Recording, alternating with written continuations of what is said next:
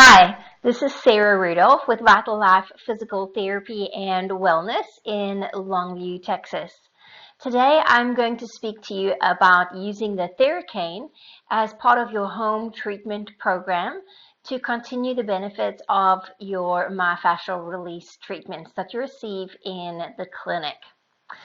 So the Theracane is a great tool to use on places where it's a little more difficult to use your self-treatment ball. So this is a great little point here, this nub, to use on the back of the neck and shoulder, which is really a tricky place to be able to use the ball.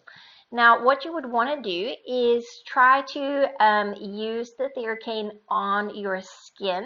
So you may want to have a tank top on or take your shirt off if you're doing it at home so that you can really get a good grasp on the skin and a good lock there using the contact of your skin so that the knob does not slide, because you are going to want to hold your position for at least about 3 minutes to engage that soft tissue and allow it to soften and release. So you'll notice that I've got one hand on this protrusion right here, and the other hand is at the base of the Theracane. What that allows you to do is really use this as a fulcrum to get into a great angle, to really find the best spot that you feel like you need to release. And again, once you have that spot, you're just going to use the weight of the arms on the Theracane to actually exert the pressure that's needed to release the tissues. So you shouldn't feel like you're having to work with your arms. And if you do feel like you're working, then you probably are, and you just need to soften yourself and let the weight of the arms do the trick. I really like this position because you can also allow your head to gently move to one side or put a bit of rotation in to just increase the effectiveness, if you would like, of that particular spot. Now, another place that's really handy is to be able to do it further down between the shoulder blades. Again, you would want to do this on your skin, and you find where that trigger point is right in there between the shoulder blade and your spine. And then again, you just use the arms to give a bit of pressure there, and you're going to sustain that position for about 3 minutes. This little protrusion right here near the top is great for using right up here at the base of your skull. So what you can do is then hold on to that edge right there, gently work it up into the spot that's tender or tight right near the base of your skull, and that's where you're going to want to hold that position. So this is great for neck tension and headaches. So you'll want to just take some deep breaths, close your eyes, and allow your body to just soften. This protrusion can also be used very gently here on the jaw if you are a person who suffers from TMJ or has jaw pain or tends to clench their teeth at night.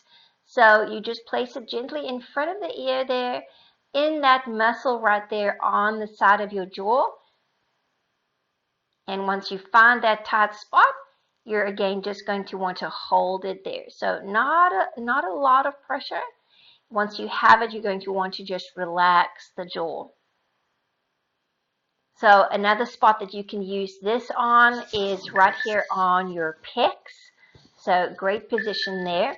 And then using this around the lower back is a great area as well. So sometimes that's a tricky part to get the ball right close to the spine.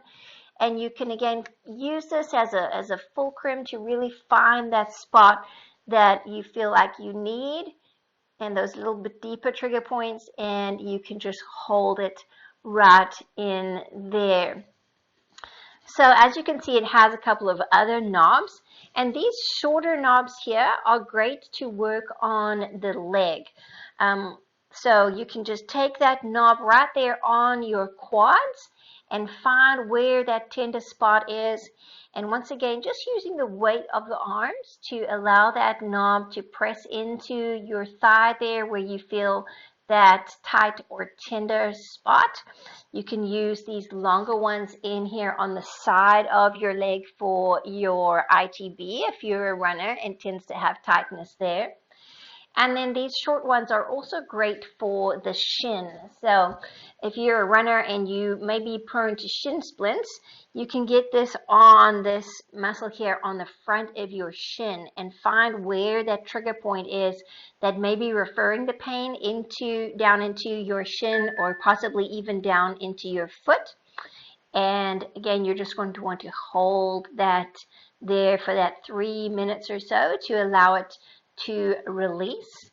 And then you can also use these on your hamstrings underneath your thigh.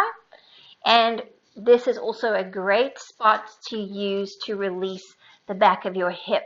You can even do that on a couch and just rest back on it and find that position to release some of those trigger points in your glutes.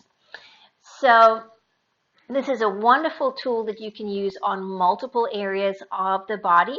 It does come with its own little manual that has several pictures in it to guide you on which parts of the body that you can use it on. And you can also use your own creativity. Just remember to be gentle. Allow the pressure to slowly increase to where you feel that it's really having an effect on that tight area in your tissues. And then make sure that you are in a position that you are able to sustain that position for at least about 3 and maybe even towards 5 minutes to allow that tissue to release. And you can always follow that up with a myofascial stretch to help that released tissue to improve the length and stop causing tension and irritating the joints on either side of it. So I hope you have found that helpful and that you will be able to use this Theracane as a great tool to just supplement the myofascial release therapy that you are already receiving.